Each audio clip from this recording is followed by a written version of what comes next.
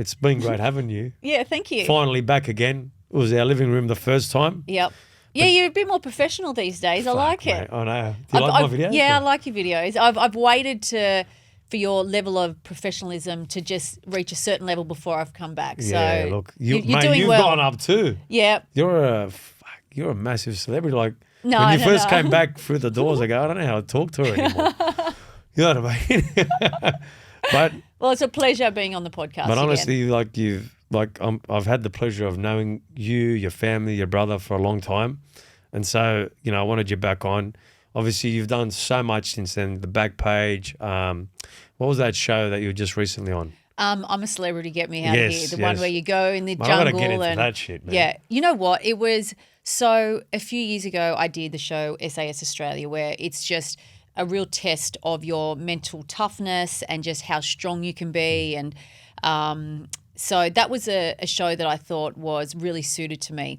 This one, however, I thought, how hard can it be? Besides from the fact you're faced with your fears in heights and snakes and all that kind of stuff, but I found this more mentally challenging than doing the SAS purely because of the amount of downtime you have and the amount of just laying around all day, having to, conquer your own head and, all these different thoughts go into your head, your mother guilt or, you think back to the past. Did I do this right? Have I handled situations wrong? So, just the amount of downtime that I had on that show, I found so incredibly difficult and just messed with my head. But, things are good. I've got a really good life balance. Working at Fox Sports, doing the back page. I now do the sidelines for the NRL. Yes. I'm only 3. I've only done 3 now. So it's, relatively new and I'm learning as I go. But I love that challenge. I love, putting my hand up and saying, yeah, I'll give that a crack, even though I've got no formal training. But, it gives me a chance to, either prove people wrong, learn some new skills, but sort of just give something a crack. So, yeah, no, things are good. Because that's not easy because you have to overcome so many different things in your head. And plus, obviously, you got 3 girls. You're a mother as well. There's a lot of things that I do, and I think I do it for myself to prove myself. Can I do it or can't I do it, right? Yeah. And we need those challenges. I think you're probably similar to me in pushing yourself to those barriers. And if you don't do that, you feel like you're not living your full life. Would that be correct? Yeah, for me, being a mother is amazing and it is a full-time job, but I need to wake up each morning with a purpose. Otherwise, I've found in the past that I've started to get, I wouldn't say I've suffered from depression, but you get down. You sort of go, well, what's my life's purpose? What am I here for? Is it just to cook, clean, look after the kids, or is there more? And having that sporting background, I've always been very goal-driven. So for me, it's waking up each day going, what do I want to achieve? What's my purpose today? And, attacking every single day. So, it is getting up before the kids, making sure that everything's ready. They've got breakfast, they've got lunch, they're at the door. And then it's my non-negotiable is I go to the gym or I walk the dog, do something for myself. Something that stimulates me both physically and mentally is very, very important. And then, but in saying that, I have that luxury because of the way that I work. It's, the back page is Tuesday nights, radio is Saturday mornings, and then NRL is the weekend. So I have that luxury to be able to, do those things at 9 o'clock. But 10 years ago, I didn't have those luxuries. So you wake up early. Life is about choices. Everything's about choices and making decisions. And, I can stay in bed, but I choose to get up. I choose to wake up before my kids. I choose to, when the kids go to bed at night, I choose to clean my house then, So things can become very overwhelming. But I think my life is at a great balance and I've got my house and my family in order because I choose to do things rather than other things. With obviously, mate, I don't know. You do a lot. And obviously with Dave on the road, How is that challenging? Because I know, when your partner's gone for a while, but you've been together for a long time. Yes. Have you been able to do you have to work really hard on balancing that out, because relationships aren't easy? Yeah.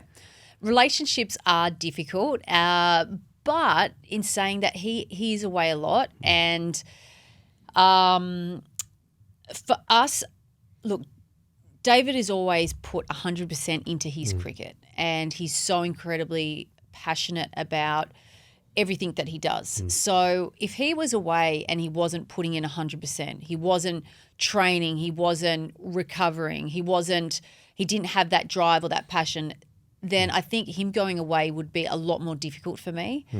But while he's going away and giving 100%, then I don't mind, picking up the slack at home and doing everything, because I know that if I'm doing those things and helping out and always looking after the girls while he's away, then I'm contributing to his success. It would be a different story if he was just going away and drinking every night and turning up to cricket and not scoring runs. Then that would be very challenging. So while he's working hard, and I support that, but in saying that, times can be tough at home. You got 3 kids, and Girls. they're very busy. You've got school holidays, they're continually fighting. We go through the same thing as everyone else. I have my moments where I cry. I have my moments where I, let my emotions get the better of me, and I yell at the kids, and I'm no different to any other parent. But David being on the road isn't forever, but I feel like myself and the girls, we contribute to his success, and I'm busy now, and the girls are at the age where their father is a huge influence on them. And if he's working hard, and if he's representing his country, and they can see all the hard work, the rewards that you get for it, not just financially, but that pride and the passion, then, it's rubbing off on them. And, they love their sport, and they just want to be like their dad. They want to represent their country, and there's no better example than watching the Olympics at the moment, and the kids are waking up early to watch that, and they're getting incredibly inspired by that. So going back to your question, it's not hard, but it's also a mindset. Yeah, and I love that, because what I see from both of you is you're both goal-driven, career-driven. And if the kids are seeing that, but he's also look after your health. He's both training hard. Like you said, he's not going out drinking. He's showcasing this is how you should live. And look, to be perfectly honest, everyone should live that way. Yeah. And everyone wants to go to that next level and have that new standard. When I look at, obviously David, he when you look at his track record, he's probably one of the best the country's had. Yes. With that comes a lot of scrutiny, right? When I look at my life, and I was mentioning it to you before the cameras were rolling, the most pivotal point in my life was during COVID, when everyone came after me, and how what my kids felt at school. That was probably the hardest thing for me, right? And there was a lot of, when you said you were on, Celebrity Get Me Out of Here, you start to question. Yes. You start to question your confidence, because your confidence is knocked out and diminished. And so you have to, and almost, obviously there's a good support network, but you almost have to help yourself get out of that. Yeah. You have to go, I've got to keep this positive mindset in check, and the only way I'm going to get out of this is if I put the work in, and obviously, David Warner being so good, if he gets out for 10 runs or 5 runs and it's 5 games in a row, the media starts to come after him. And I've seen this many times, not just with David, but I've seen it with Madge. I've seen it with a lot of people. And how did you overcome that yourself? Because David would know he's got to get back in there and bat better again. Yes. But what was it like for you? Yeah. I think for me, when you go through a lot of life lessons at a very young age, it's incredibly hard, but it teaches you what you're capable of and what you're made of. And that's what happened to me. So I feel like no matter what is thrown at me in life, I know that I can get through it. It also taught me very early on, before social media or anything like that, that I don't care what people think. And David is very similar. He does not care what people think other than his family and stuff like that. And when I mean that, he doesn't have a disrespect for his coaches or anything like that, but we know what we're made of. We know what we're capable of. And if it comes down to David and his cricket, he knows what he needs to do. And if he's, still applying those same effort and doing the same processes, but just not getting the end result, then he knows it's going to come. Sometimes it's a little bit of bad luck. Sometimes you've made a bad shot choice, but the moment you stop caring about what other people think, I think is the moment you have complete control of your own life. And I think that is really, really powerful. And for me, I have a lot of criticism, like my first time I was on the sideline for the NRL, it just all of a sudden it's, this big thing on social media that what's she doing there? What would she know? Well, hang on a second. Everyone's got to start somewhere. I've been watching the game since I was a little girl. I've been a Rabbitohs member forever. I watch the game just as much as everyone else. Now, you see a lot of other females working in NRL, they didn't play footy either, but they all start somewhere. And it's no different to me. I've got to start somewhere. And yes, there was a lot of criticism, and even now things that I say on the back page, it's like, what does she know? Why is she there? It's just because of David. No, I was a professional athlete. I have that mindset. I am allowed an opinion. It's just people don't want to respect my opinion, and that's fine. But it's water of a duck's back, and it hasn't stopped me. I've been on the back page for 3 years, Triple M for 3 years, and I'm going to continue giving my opinion. And if you don't like it, switch off. I really don't care. Yeah. But it's having that mindset of truly believing in yourself and trusting yourself and blocking out that external noise, because there is so much noise out there, and it's really irrelevant, and it stops you from wanting to achieve your goals. It can be debilitating. And I think the sooner you can take control of your life and be confident in the person that you are, you're just going to go ahead in leaps and bounds. That's so true, because, I was having this conversation last week, and I was interviewing a guy in the fitness industry, and we talked about noise. Especially in the fitness industry, where so many people are going, oh, you're on this diet or this diet or this diet, or you're this training. And always comparing yourself. Well, what happens is they go, well, no, I don't know what to do. Okay, why don't you just do the basics right? Yeah. And so the outside noise, you see a lot of young people go, oh, yeah, I don't want to get that photo up, or I don't want to do this, I don't want to do that, because I don't know what people are going to think of me. Once you can start to remove that outside noise, you can start to really focus on yourself and what you got to do. At the end of the day, your job on the back page, you're paid to give an opinion. Yes. Now, if that opinion's right or wrong, you got to wear it, right? Absolutely. And so, a lot of people don't even start because they're thinking about, if I say something, what are they going to think? And then they want your career. Yes. And then they want what you have. Yeah. But you're the one that put yourself out there. Yeah. When you look at when you first went on the back page, what was your mindset? The first time you're like nervous, going. Yeah. Because the first time you're always going, "Fuck, was I good enough?" That's right. You're almost like looking at yourself, going, "I just want to revise what I said, and can I do it better?" That's what we do. So continuously. Without a doubt, there was nerves because you want to do a good job, but I do a lot of research. Just like I did in my professional career, I trained. You train for one competition. And that's the way I see it. And that's the way everything that I do, the amount of work that I do, research and notes and listening to podcasts and sports shows and watching Fox Sports News or whatever, so that I can have the best opinion possible. So I always have a whole book of notes with me. I may stumble, I may stuff my words up, but I know that what I'm saying is well researched. So that gives me confidence. And I think, like you said, you go back to the basics, and that's what I did. What made me a successful athlete?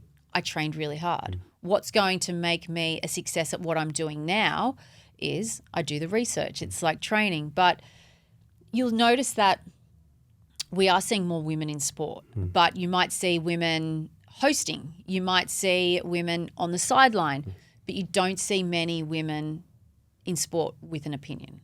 And it's still, and I'm not afraid to have that opinion. And I'm not afraid to sit on a panel and give my thoughts on things. And I still have people, former athletes, saying, why is she commenting about her husband? It's like, well, I get paid just like you do. And if you don't like me, I don't care. But going back to your question, it's you do have nerves, but you work hard, you train, and I do my research. Here's one for you. I had Jason Nightingale on, and he's from New Zealand. Yep.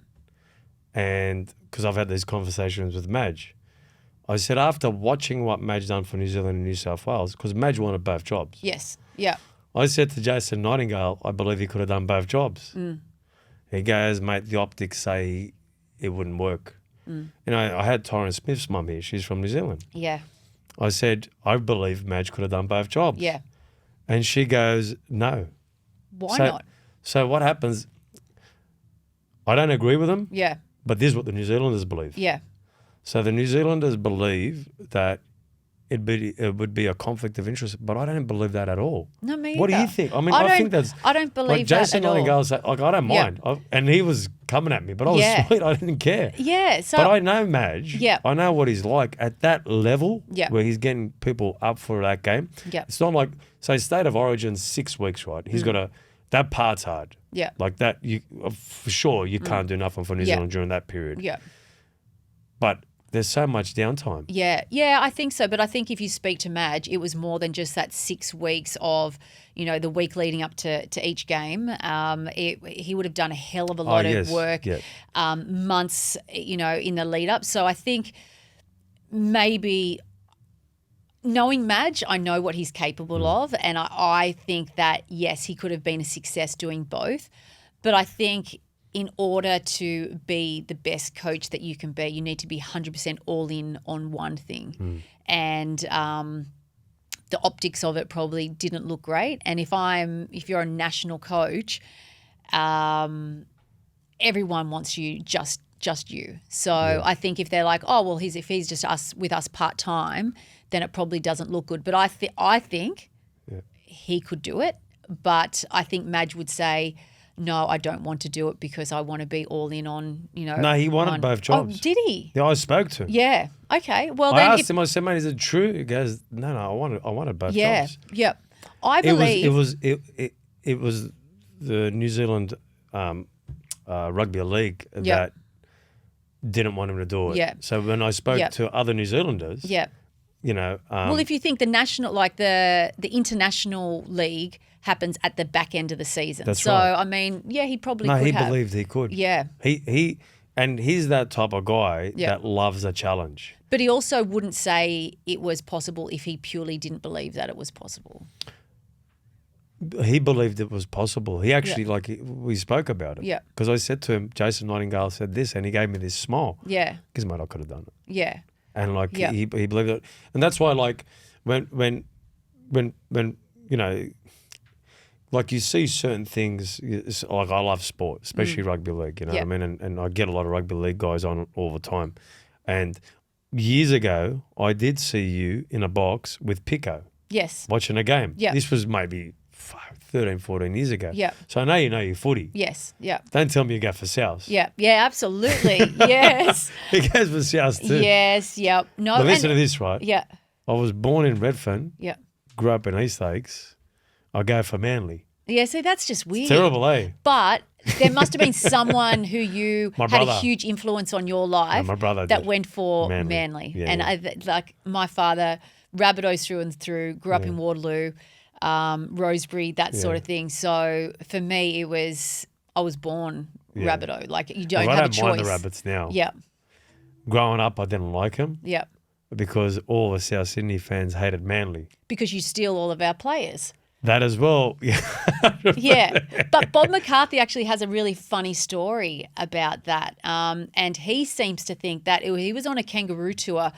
Obviously, I don't know when it was. And he was just mentioning to someone, oh, wouldn't it be funny if someone went somewhere and then all of a sudden that player went there? So Bob McCarthy, we've had him on. Yeah. He hammers me all the time for going for Manly. Yeah. So he's got a really interesting take on all that as well. Yeah. He sort of thinks he's partly to blame. For the South. For South and then Manly taking some of the players and then some of them going to the Roosters. Right? Yeah, I think so. So, I mean, but let me ask you a question. You love South. Wayne Bennett's going there next year. Yeah.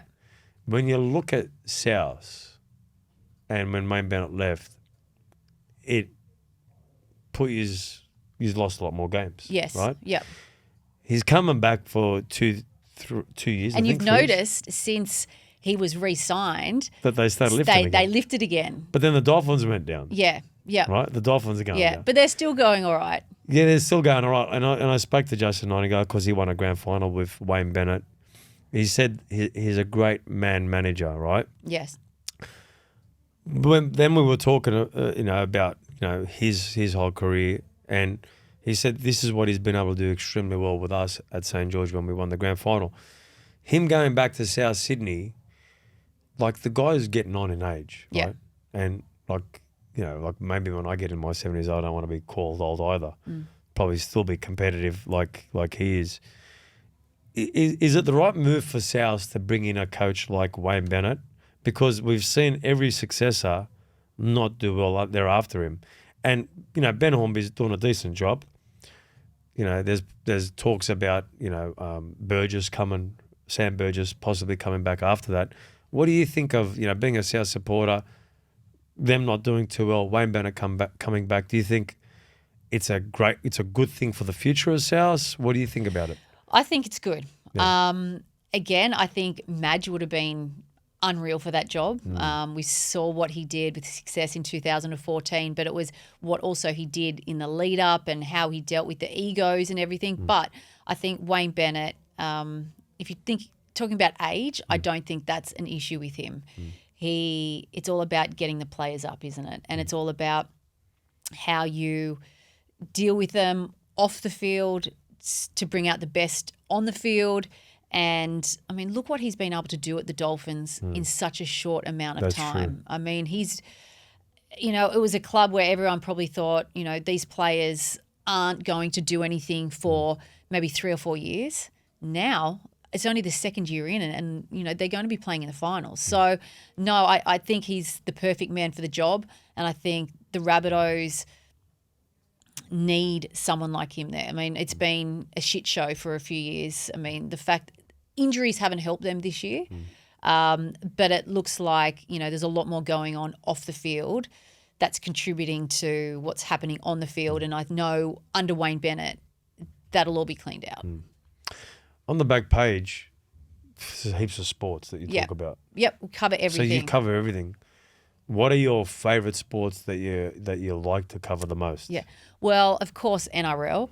But this time of year, Olympics. Yeah. I mean, it captivates a nation, a whole entire world. And it's not always those gold medal stories that are the most inspiring, but it's the stories of other athletes around the world and the sacrifices and those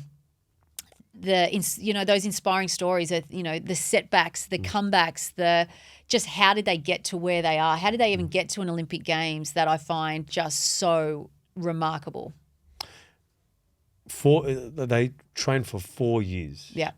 For one event. Like if you look at the 100 metres, that was yesterday, the men's 100 metres. That was such a close race. Or what about last night? I was watching this poor young lady who had been training for 4 years, first Olympics and false starts in the 400. Wow. All over.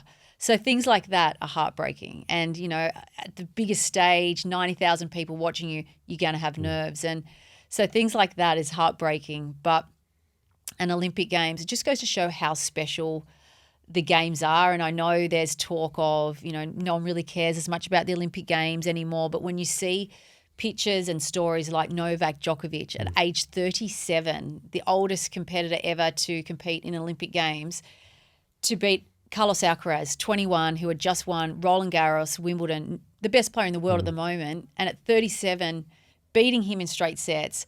And, Novak Djokovic, he's got 24 Grand Slams under his belt, but this gold medal that he has won has always eluded him and has said this is the most special Wow. thing that he has ever done. I miss that.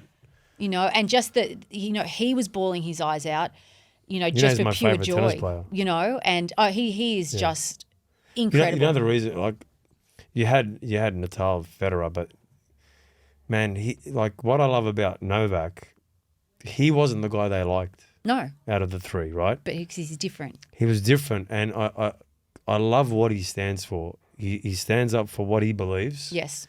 And he doesn't care about the scrutiny. He doesn't, and how he's been able to go through an era of tennis, arguably the best in men's history, Yes. where no one wanted him to beat the other two, right? That's right. And then for him to win the gold medal at that age against Alcaraz, who he Yes. lost to, Yeah, that's right.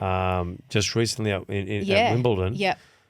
is a testament to his character, but also showcasing that, adversity, all the challenges that you can throw Imagine at a guy. if he cared what everyone thought about him. Forget it. If he really cared, there's no way he would have been able to achieve what he has, but he had to learn from a young age to just block that noise out. And at the end of when he won that gold medal, one of the journalists showed him a little photo, a little Polaroid of Novak with a tennis racket in his arms at the age of 4, and it reduced him to tears. And he just said, it was quite inspiring what he said, and I showed my girls who also play tennis, is that, as a little 4-year-old coming from Serbia, no one would have ever have thought that what he has been able to achieve could have even been, possible.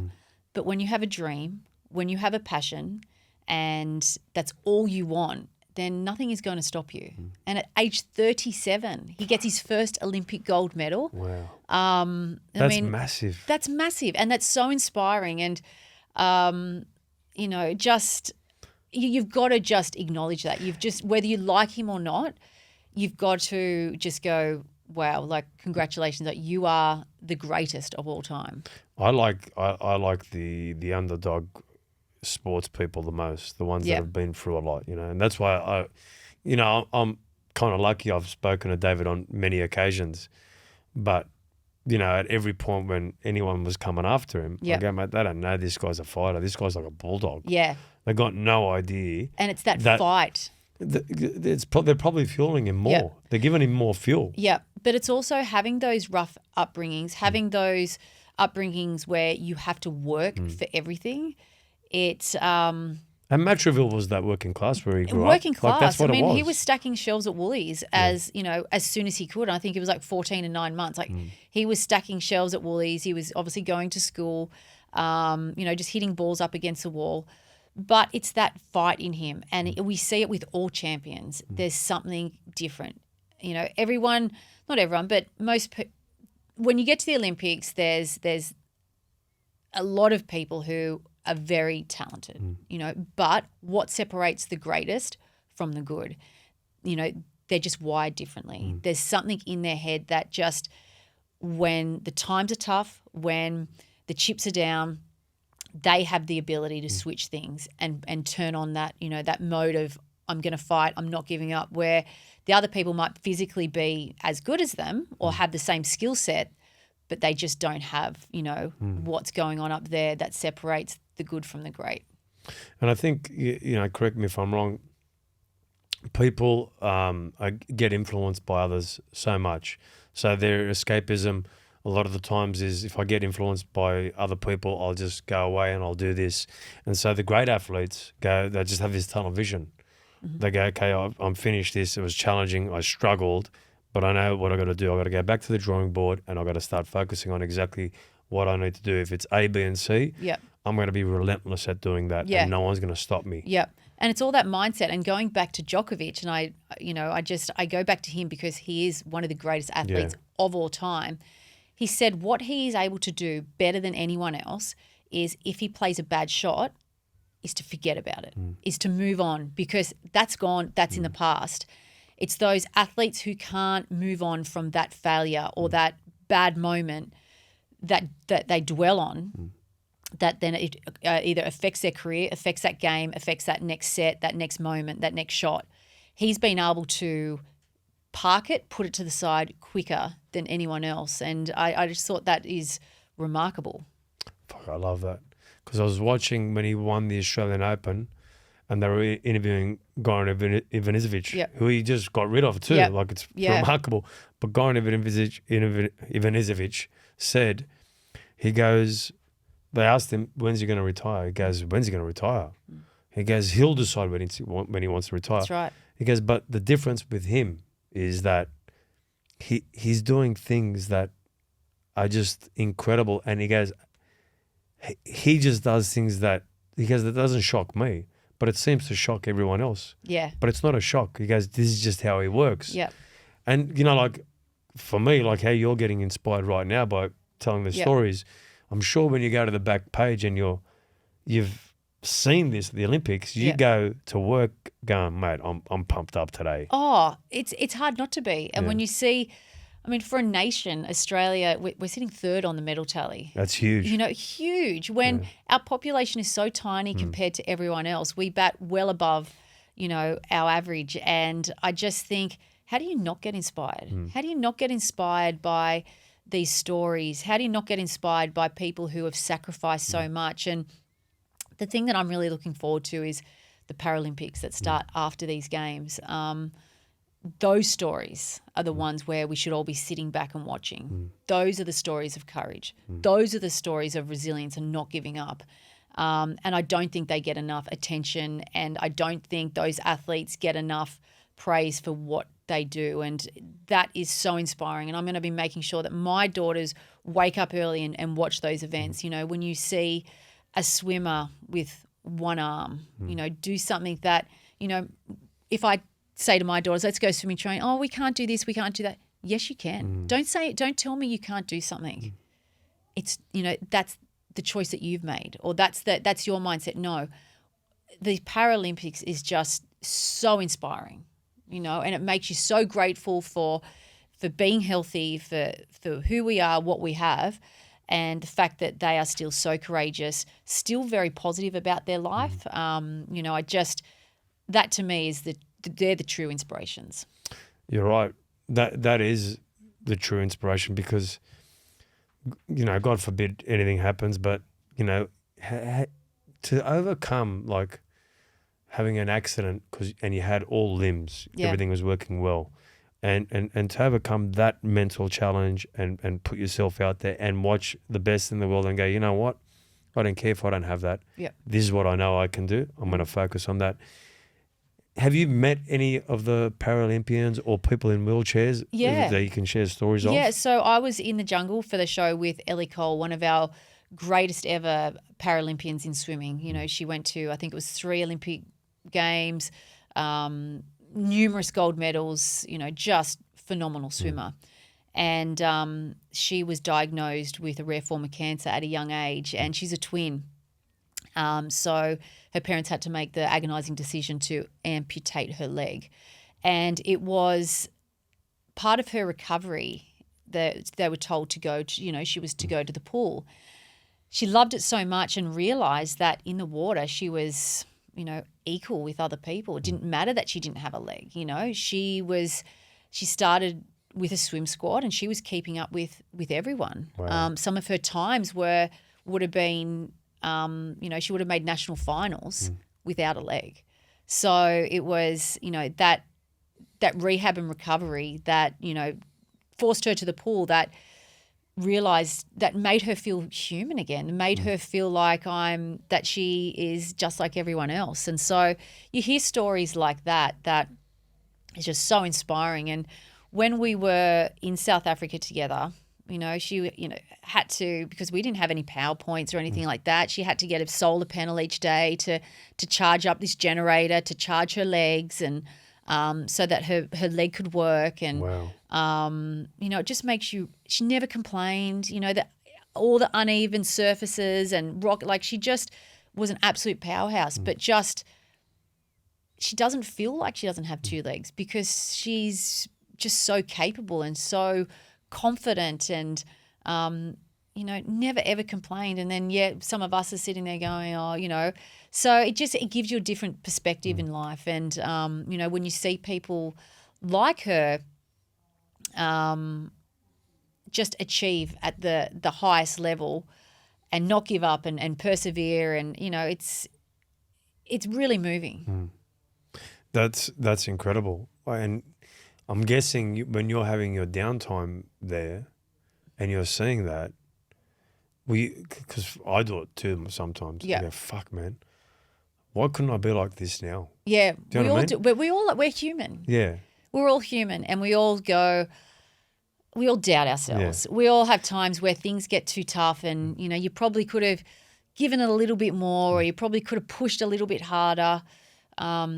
But we've also never been in their position. So we don't, so it is hard, but it also makes you very grateful, and it makes you go, well, look what they can do, and they might only have one leg or one arm or no arms, or, and what am I, what am I capable of? What am I so afraid of that fear is holding me back? Yeah. So I think we all have so much to learn, and it's continuous, isn't it? Life is we're continuously learning.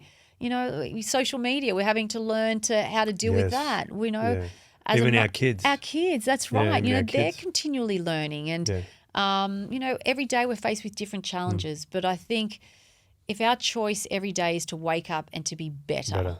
To make better decisions, or today is going to be a positive day. I'm not going to sigh at something. I'm going to try and have a really good mindset. I'm not going to, crack under pressure. I'm not going to let the little things get to me. It's just that mindset, and it's just switching it on each day. And it's not easy, and it's consistent, but it's something that we need to be really conscious of. I want to go back when obviously you're an Ironwoman. And obviously you would have been extremely competitive back then. Yeah. What was it like when you were first starting out and competing? What was your mindset like? Did you go in to win? Did you go, like, if you did lose, how were you with yourself back then? Yeah. So I always wanted to be a champion. I always wanted to win. I wasn't the most talented. I started off as a runner. I was so afraid of the water. But then I started to have a little bit of success in the water, so I wanted to improve. I was really fortunate that I had really good role models in my parents. They just had average jobs, but they worked really hard. Long hours, 2 jobs, sometimes 3 jobs. So I always saw my parents working hard. So I knew that if I ever wanted to succeed at anything, I needed to put the hours in, and I needed to work hard. And I didn't have the natural ability as a swimmer. And the swim leg in an Ironwoman race is so vital. So I knew that I just had to work harder than everyone else. And eventually the people with the natural ability that didn't have that drive or that work ethic, they quit the sport, or they, would miss training, where I had that hunger, that drive, and those role models in my parents. I just thought, okay, I don't have the ability, but one thing I do have is I have the ability to outwork them.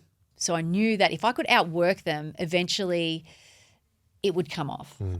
So I think, being competitive and having that drive and that work ethic paid off for me in the end, but it was a slow journey. There was a lot of times where I'd work harder than everyone else, and those people who didn't work hard or skip training were still beating me.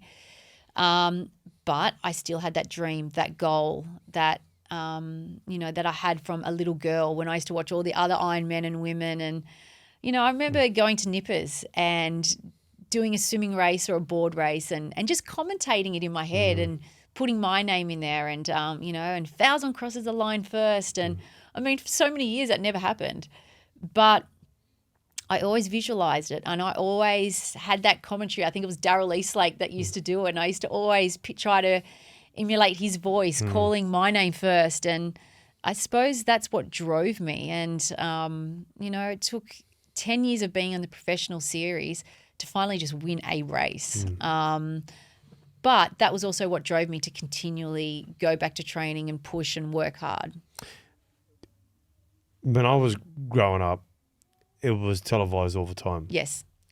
And you had Trevor Handy. I can't remember There was everyone's like name. Guy but Leach Guy and Leach, Grant Kenny. Yeah, Yep. but it was much, much bigger. Huge. Right? Yes. Is it still as big? I mean, it probably is, but it's not getting televised as much, right? Yeah. So in the Like, early it used to be so exciting watching it back so then. in the early 90s, there was, like you said, all those household names, and Uncle Toby's were throwing huge amounts of dollars into it. Sydney gets the Olympics, and then all the money and sponsorship and everything, all that money goes into Olympic athletes and developing all those Olympic sports. So I understand that, but it was to the demise of my beloved surf lifesaving and Ironman racing. So it was hard to see that transition, especially in a sport where I loved so much, and I believe those athletes, they're so fit. They put so much. I think they train up to 30 hours a week. They're waking up early. They sacrifice a lot, and they don't get a lot out of it. But again, it comes down to that love and that passion. And regardless of how much money people are making, I think all those athletes would still do it. And that's what I love about the sport so much.